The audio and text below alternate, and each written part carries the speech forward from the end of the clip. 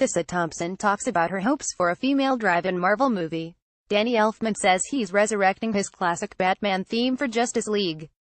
James Marsters discusses the Daredevil inspiration he took for his Runaways villain. Plus, goofy new Flash footage, and Thandie Newton on Solo's director change. Spoilers get Star Wars Episode X. Meanwhile, speaking during an interview with the Star Wars show, Lucasfilm president Kathleen Kennedy stated the franchise will continue with its newly introduced characters, specifically mentioning Rey, Finn, Poe, and BB-8, so make of that what you will, well beyond Episode 9, and that the studio is currently looking at the next 10 years of Star Wars film and spin-offs.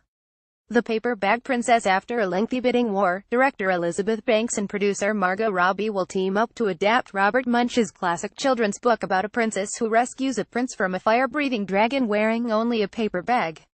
Katie Silberman is attached to write the screenplay. Captain Marvel. Me Entertainment World reports Captain Marvel begins filming this February in California.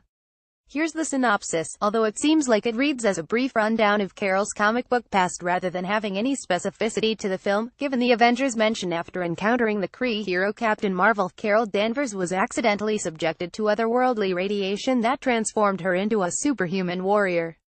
Calling herself Ms. Marvel, she established herself as one of Marvel's most powerful and prominent heroes, both as a solo heroine and as a member of the Avengers. Recently, she has adopted the mantle of Captain Marvel for herself. Marvel. During an interview with CBR, Tessa Thompson revealed she recently met with Scarlett Johansson, Brie Larson, Zoe Saldana, Pom Klementieff, Karen Gillan and Kevin Feige to aggressively pitch a team-up movie. I think in that group was Brie Larson, myself, Zoe Saldana, Scarlett Johansson, Pom Klementieff and Karen Gillan. We were just sort of all in a semicircle talking, and it just came up because none of us really worked together. Well, I suppose Zoe, and Karen, and Pom, and wouldn't it be nice if we could all work together, and we were sort of speculating on the ways in which it might happen in Infinity War, or might not happen, and we thought, no, we should just have a whole movie where we know every day we're going to arrive and get to work together. So we just ran right up to Kevin Feige and started talking about it. Bios. Amblin Entertainment has picked up the distribution rights to Bios, about the last man on Earth, Tom Hanks teaching a robot to care for his dog before he dies.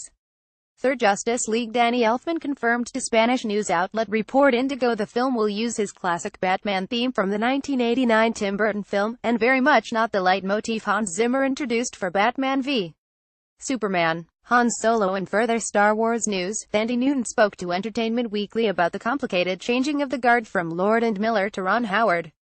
Apart from the initial shock and feeling bad for Lord and Miller not being able to finish their work is everywhere in it. 90% of my stuff is with them. And it's certainly wasn't about, oh, we have to start again and do it all over. I love Phil and Chris. Everybody loves Phil and Chris. They're so brilliant. Ron and the guys were talking to each other. As far as I'm concerned, what's on screen, in the end, is going to be an amazing collaboration. It's a massive piece. We see so often now there are two directors working on pictures. We already had two with Phil and Chris. Now there's three. With a project like that where it's a vision that's been created over so many years, that's so expansive, I think it's less about things going wrong than getting more help to bring it into the best position it can be in.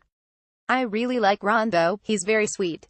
Star Wars The Last Jedi. Another day, another international poster, this time focusing on the villainous side of things save for Luke, so please continue your evil Luke theories in the comments. Coming soon. Unrelated news, Empire magazine via Screen Rant discussed the Fathiers, a race of Leonine mules native to Cantonica, with Neil Scanlon of Jim Henson's Creature Workshop.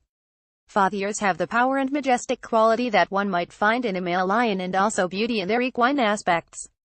They're racing creatures with bats placed upon them, and are subjected to slightly cruel treatment. We knew any version of those in a wide shot would be CG, but we produced a real-scale practical version for the first encounter with a Fathier, so it was able to look over the stable door and Finn could touch and act with it. They're amazing creatures. Runaways. In an interview with Nerdist, James Marsters stated Vincent D'Onofrio's portrayal of the Kingpin was his major inspiration in playing Victor Stein. Vincent D'Onofrio did a Kingpin that so surprised me. It was in so many ways exactly opposite of what I was expecting, of what I'd read in the comics. In the comics, Kingpin is always charming. He's an extrovert. He's in control of any social situation. And in private he's mean, and that's the contrast. Vincent just flipped it 180 degrees and went for the vulnerabilities and the insecurities in the character. He was able to bring out a sophistication that you can't get in a static image. Once Upon a Time TV line reports Tierra Scov by Polly Cooper on Riverdale has been cast as Robin, the daughter of Zelena and Robin Hood. The gifted a member of the Mutant Underground is outed as a mole in the synopsis for Episode 8, Threat of Extinction. More refugees pour into the Mutant Underground, but the group faces a threat when they discover one of them is a spy working for Sentinel Services. Meanwhile, Reed visits his estranged father and learns that secrets from his family's past could prove useful.